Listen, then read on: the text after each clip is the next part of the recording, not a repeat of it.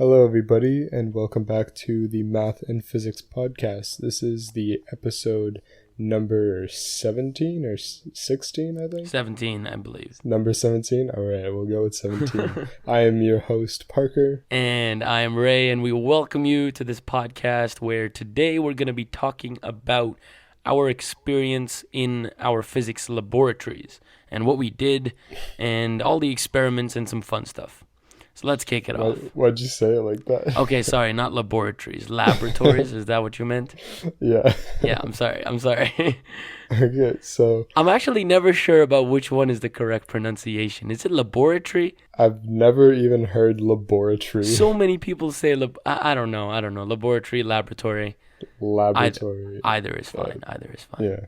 Let's go and start with our first semester labs. This is for Physics 151.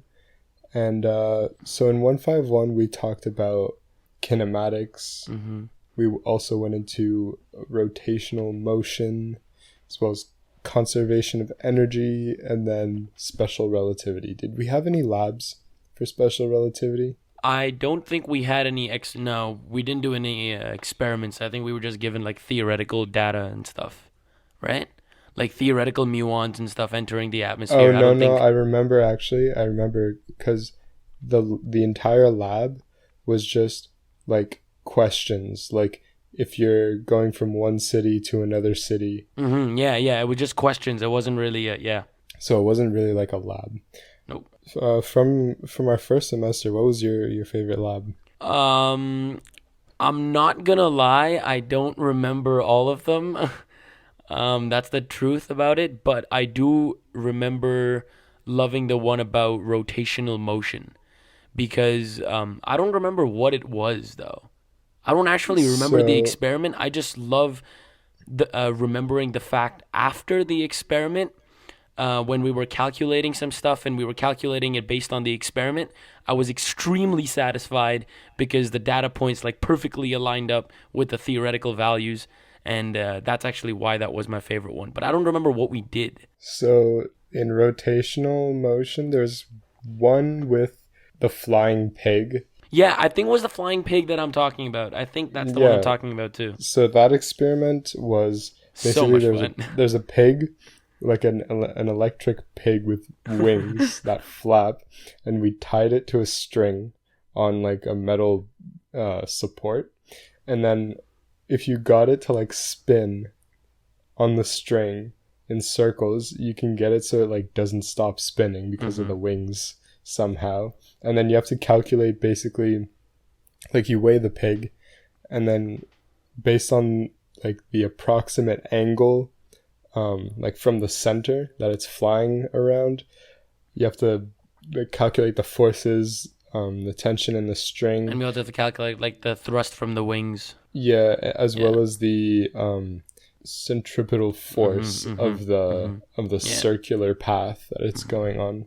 It sounds very basic now that we've like passed 152 as well, but it was still a lot of fun to do the experiment. I think that's why I enjoyed it. Yeah, what I really liked about that one is that, well, this was for every single one of our labs, we had to be really careful with the uncertainties and the errors and all that. So we spoke about that in the last podcast. Yeah. We got to the flying pig lab, and so we did all the uncertainties like super properly when we were like calculating the period. Because I remember to calculate the period of one rotation, you had to do 10 and then divide it by 10, and then also like consider like the uncertainty in clicking the button for the stopwatch, and also the uncertainty in measuring the length of the string versus the length of the diameter of the circle to find the angle and all that. So we were super careful about that. And once we got to our final answer, like, because you had to find the answer theoretically and experimentally, we got to the end, and both of our answers like perfectly matched up within the uncertainty or the bounds of uncertainty. So that was very satisfying once we got to the end, because we're like, damn, all this work and it actually landed in the bounds of uncertainty. I know especially the uncertainty part in the end when it makes sense and everything lines up.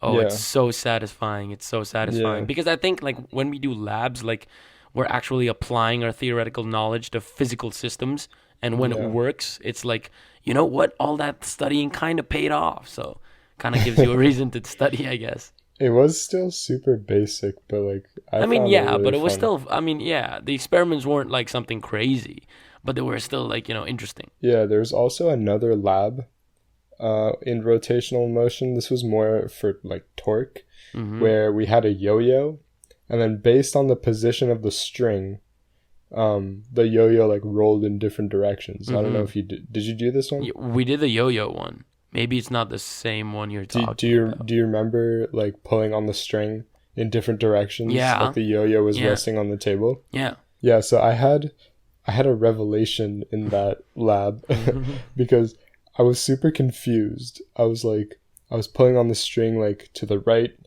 and I don't remember which way it would go, but then I'd pull directly upwards and then on an angle, and then sometimes it wouldn't move at all. Sometimes it would move in the opposite direction that you would expect. And then my TA like gave me a really big hint. He's like think about the cross product and Mm-hmm.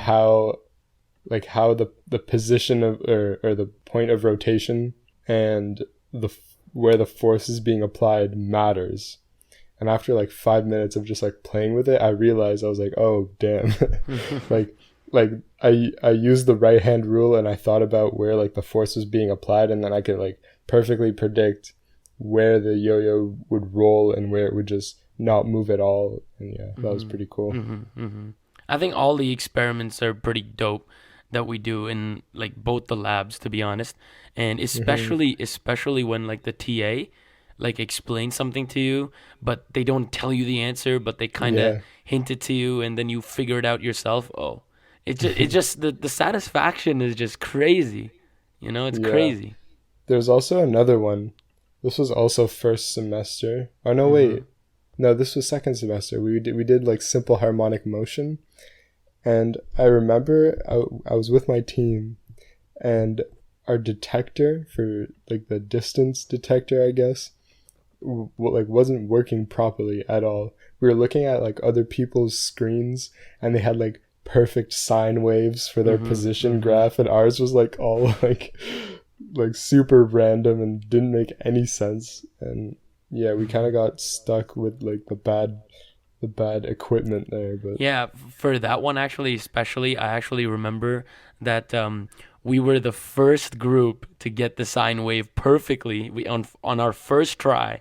I don't even know how dang. exactly we did it, but I mean, we just okay. To be honest, we just followed like the guidelines that the project had to do, like to write up the code in Python and everything. Yeah. And after doing that, we just got it. It just Hmm. worked.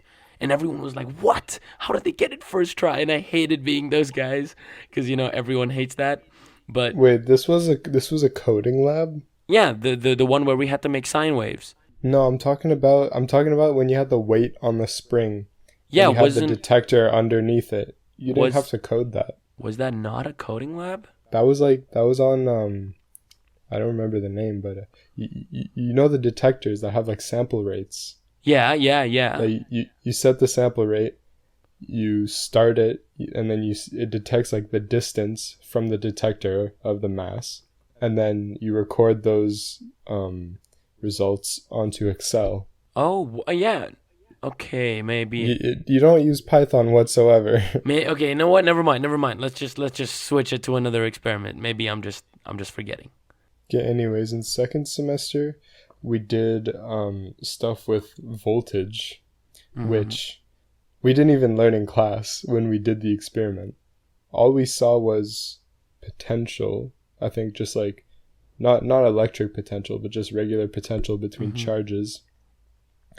And we get to the lab and we have to do like the I forget what it's called, but it's kind of like a heat map, I guess. Not really a heat map, but Mhm. they give you the lines, the equipotential lines, and then you have to draw the voltage or say where like the voltage is highest and lowest. Yeah.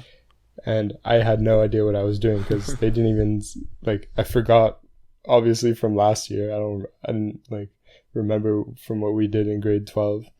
So I was just kind of there, like literally asking the TA, like, how do you do this? You had to explain the entire thing to me. Well, do you not remember? No, I do. Not much. No, I don't. No, I don't. Okay, talk about using Python. Okay. I can talk a little bit about that. There were a lot of times in like a lot of labs where I would use Python, and it really helps in a lot of cases, especially when you're trying to understand future graphical results, because that's I think where Python can help because it can also predict what could happen. Because a lot of times with like the sine waves and cosine waves, when we graph our functions, sometimes we see um, sometimes linear dependencies and stuff like that, where we can take theoretical points like what if our x value was so much, and what would our value be. So I guess Hmm. Python could help a lot in a lot of cases. And Were yeah, you talking about the pendulum one, where so we coded a pendulum? we did. Oh, that was a crazy experiment. I do remember Yeah, that. yeah. That was pretty crazy. When we were, yeah, Python actually really helped in that one because, Hmm. again, for our angles, we could only use, experimentally speaking, we couldn't, take the pendulum and move it all the way to the side because using big angles, messes up the simple pendulum data. But with Python, we could theoretically increase the angle and see what exactly would happen to the resulting period and the motion and stuff like that. So I think that's where Hmm. Python can really come to use, for theoretical points that you can't necessarily do in an easy environment. Hmm. And that lab was actually the very first time I ever used Python. And I was very confused. As you could probably imagine, I showed up, there were computers on each one of the desks. I was like, all right, great. I guess I'm learning how to code today. Or no, wait, that's a lie. The very Oh, first time I coded was the second lab ever, where we coded like data points of a projectile. Do you remember that one? Where we had to print out the graph of like of just a a quadratic. projectile? Yeah, like we just did like a quadratic equation. Oh, yeah. I remember that. You had to plot the Yeah, position, the yeah. derivative, and like just the velocity and the hmm acceleration. That was the very first time I coded, and my partner was also somebody that never coded before. So we were very confused, just writing stuff down, asking the TA, "Hey, like, does this work?" And then I didn't code all the way up until the pendulum lab, which I learned a lot, but not the right way. I mm, definitely should have done like a little bit of like YouTube searching yeah. before like hopping into a Python lab. But yeah, do you Yeah, because remember? Oh, go ahead. no, I was just trying to say that Python in the beginning, yeah, it's a little hard if you've never coded before, but I think to be honest, Python is like the most like English when you come to think of it, because I think now you have like practiced a lot more Python, right? So I think Hmm. you probably realized that it's a lot like just talking, and if you were to code like you talk, I think Python would be the closest language. I guess I don't have experience on other languages. Oh, okay, yeah, true as well, true as well. Do you remember the one where we were doing like wave interference and we had to code the superposition of waves and all that, Yeah. and we had to like animate it at hmm the end? Oh, wait, that's the sine wave graph. That's the sine wave lab that I'm talking Yeah, about. that one was so hard. I found at the Yeah, where end. we were the first ones. I was guessing my way through that, That was such literally. a fun lab. That was such a. We were the. Bro, I still Yeah. remember everyone staring at us. And I'm just smiling away because we're the first ones and we're just like, "Aye, peace," and we leave. Damn. I remember like the first two parts were super easy, and then we get to hmm the end and then they're like, all right, just animate this and then you're done. But then like the animation like didn't work. Yeah, and I know a lot didn't We work. had to play with it so much, and hmm yeah. No, but I was at, yeah, there definitely are some of those stories where, I just couldn't figure out, especially in Python. I think that's another thing with coding, that sometimes your program, especially like in really long coding situations, right? Like when you've coded Hmm. like maybe 3, 4 objects and you're putting them all to, like, I don't know, giving an example. The problem with those is that even if there's like one tiny mistake, right? Like you didn't Yeah, tab, or you didn't, indent it properly or something like that. You didn't put it in the loop. Something small that you can't even catch, it just messes up the entire code. yeah, So like stuff like true, that's another pain in the ass when it comes to. true. There were also some labs that I found pretty useless, Hmm. like the electrostatic lab, where we literally played around with like styrofoam balls and Yeah, there definitely were like some that were just rods and stuff. Like yeah. the whole lab, I'm pretty sure was just like seeing like how neutral objects interact with like charged objects, and then when we took like the tape and we would like separate two pieces of tape and then see how like they Hmm. got charged up. The entire lab was literally just describing interactions between objects. It was like boring. The big problem with that lab is that there were so many possibilities for error. Like Yeah. so many possibilities, Yeah, I it's know. not funny. And our group made almost every single one of them because we How? we never got the tape on right. It never seemed to work because we always kept touching everything.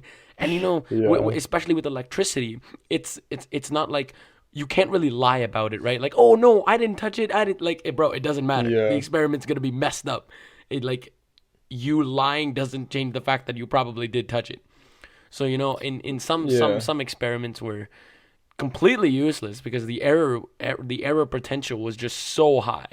You know, Hmm. yeah, there definitely were labs like that. I'll say that. And for that lab in particular, Hmm. the way they described it, like I don't remember word for word, but how they described like the tape exercise was Hmm. super unclear. They're Yeah. like, okay, so you take one tape, you stick it on top of the other, you separate them, and then like bring them together, and I don't know. Like that was kind of the experiment Hmm. in in general, and Yeah. basically, so somehow you charge the two pieces of tape. Like I'm, if I remember correctly, like one of them is positive, the other one's negative, and then you do something with another piece of tape to charge it. Hmm. Like I don't know. Yeah, Anyways, I know. You have to like touch one to something, then touch one to the other, then touch yeah, one to the. It's like this whole complicated process that really no yeah, one wanted to pay attention to, but yeah, obviously all of this stuff is marked, and yeah. I it's like definitely reread that like a yeah, couple of times. and it's like 1/8 of your grade, so it's like pretty big, you Yeah, know. So it's not something to be taken lightly, but we still had to do it. yeah. Yeah, It's. I don't think it's that deep though. Like the labs are marked out of 6. I'm pretty sure. out of 6, Yeah, I thought it was out of 6. Like you got isn't it? No, it's out of 8. 3 points. Oh no, no, the thing is out of 6, but then 2 points are like for some extra stuff. I Okay. don't know what it's for, but it's like technically out of 8, and they're like 8 labs that we did, right? Or did we do 10? And, Did we do 8 or 10? I don't even remember. I think it's 10. I Yeah. think it's Anyways, 10 because it's 12 weeks, and then two of those weeks is exams. I don't actually think we've spoken anything about our 152 classes. Yeah, so we talked about electrostatics, Yeah. and we also talked about like current and the difference in potential and all that. Hmm. At the end of 152, what was the? Oh yeah, the quantum mechanics. Because we were in quarantine, we actually just got our labs completely canceled. I would be kind of curious to know what they had in store. I don't really think we would have had to do anything. I think we would just have to probably like solve theoretical questions again. Because like, Yeah, what are they gonna do? Get a particle accelerator in I U don't of know. T? I don't Like, know, but that'd be kind of cool. We could do the double slit experiment in class. That would have been cool. I mean, also okay. So the thing with the double slit experiment is that obviously, number one, you need like no distractions, right, from the actual experiment itself, and you can technically do it with photons, but the slits have to be like really precise. The single slit is much easier to do, which like proves Heisenberg's uncertainty principle, and that also kind Hmm. of helps. But yeah. Still doable, I Yeah, think. it's still doable. It's still doable. Just, hard to do. A little bit outside of our topic right now. I just remembered for like the special relativity problem set that we had. This was the very last problem set of our first semester. I'm pretty sure we all failed it. Like What? I we all don't. got like we all got like Oh, the 50% problem in it. set. Oh my gosh, that was Yeah. so crazy. That was not meant for us. I don't know who That that one was was meant so for. hard. I That was remember one question. One of the questions was if you're a photon traveling through the universe, hmm um like what shape does it have? Was that what? I do not remember that being a question. I actually have the problem set up on my iPad right now. Oh, actually, Yeah, maybe I yeah. can. Do I even? Okay, let's see some of the problem sets. In the reference frame of a photon, like what shape is the universe as you're traveling through it? And I was like, in the direction of travel, it's infinitely flat, I and don't then in even. every Okay. other direction, it's like Okay, part two. The first question was the pulses reaching the rockets. no. It was this was part one, I think, Oh, it was a part one question. Oh, the part one or questions on the or special no, it relativity were wasn't. It messed wasn't. up. It was part two. It was part two, but even the part one wasn't it Wiley Plus online? Yeah, Yeah, that and was it was also kind of hard. messed It was up. really hard. Special relativity in general, no matter what, it's just going to be hard because it's just a very tough concept to grasp, and especially when they play around with the words and mixing up concepts and stuff, it gets so confusing. So Yeah. yeah, special relativity especially is one of those. I think we've said all we've had to say about Yeah, labs. yeah. Um, I don't really know what more we can say. To be honest, we've spoken a lot about everything. yeah, like they're 3 hours long. They're very mundane at times, but Mm-hmm. I think they help a lot with just understanding what you're seeing in class. Mm-hmm.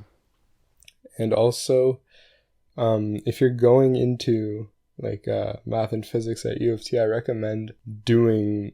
There's a U of T website that has like it's the computational physics website, and they have Python tutorials specifically made for your labs. So I recommend doing those. And there's also like tutorials for each year that you're going into. So definitely a good resource there. Also, yeah, I don't think they're a waste of time, you know? The Python labs, I mean the No, Python no, things, absolutely not. They're no, actually no, very the helpful. labs in general. Sorry? The labs in general. The labs in general are also very useful, actually. I mean, okay, some of them are useful because I remember the main point of the labs was that a lot of times we could like ask questions to the TAs, Oh, where yeah. in the classroom we wouldn't really have time to get personal one-on-one questions. And I Hmm. think that's the main purpose of the lab that they were trying to advertise, I guess, because we could kind of go one-on-one with the TAs and ask them, very specific questions that professors probably wouldn't. Yeah, I do agree with that. Yeah, so definitely recommend going for sure, especially if you are in first year U of T. I mean, well, technically it's mandatory, so it's not really an option, Yeah. but you should definitely go if you are thinking about not going for sure. Also, you need to watch out as well because some of the TAs are dicks. Oh, some of them are so yeah, I understand. Yeah.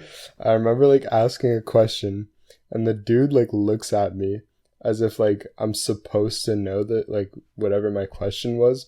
And then he's like, "Yeah, this is how you do it." And I'm like, "Okay, well like thanks, I guess." But he was like super condescending, like as if I'm supposed to already know everything I'm learning on the Also, you spot. have to understand some TAs are just doing it just so that they can, get that credit or whatever TAs help them to do. They don't actually do it because they want to. Like a lot of them just do it because, why not kind of thing. Yeah. But they also have a lot of grading to do, Yeah, that's true. They do have a lot of pressure on them as well. They have a which lot of work. sucks. So Yeah. sometimes I guess you can cut them slack, like, if he's being mean, that's understandable. There are a lot of dumb people in this class. He probably has to grade all of them. I guess. But I don't know. I think it would be the worst to be a Mat 137 TA because you have like a billion exam copies to correct. Oh, 137 is, yeah, the 137 TAs are also crazy. I mean, I think in No, general, mine all was super TAs are just, nice. very well appreciated for what they do. Because all of them, I think, have equal difficulty jobs. My math TA was super nice, and he was super smart. He loved me too. I used to go to your class by the end of Yeah, the he didn't thing. even care. Like, there's literally like 10 people in my class, and then Ray shows up. He's like, "Oh, what's up? What's up, dude?" And not once, like after the first 4 times, I don't think I've ever been to my math tutorial. Like ever. The only reason I went is because you started going, and that gave me a motivation to go. Like it's really sad to say this on podcast where, you know, people can hypothetically download this and keep it forever. But to be honest, I wasn't really a fan of going to the tutorials. I'll be honest.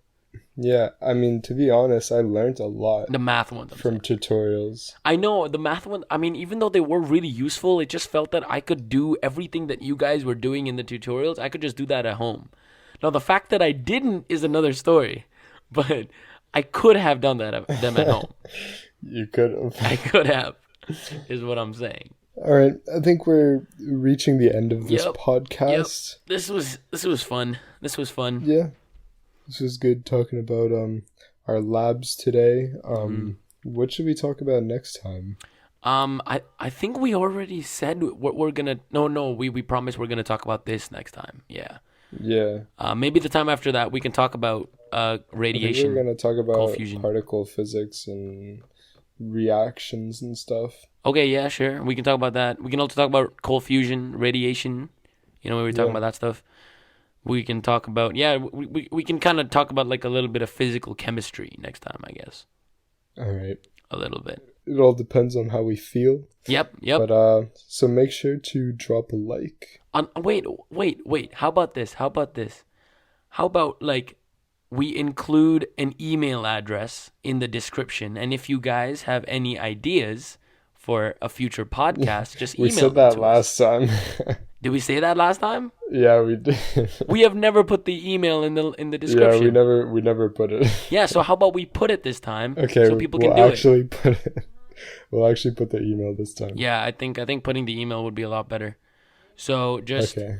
put the email in the description and there we have it. All right. Okay, awesome. So yeah, follow the podcast, listen Yep. to it, maybe comment if you want us to talk about anything. Mhm. So yeah, this has been episode 17. I'm your Mm-hmm. host Parker. And I'm Ray. Thank you for watching and see you soon. See you guys.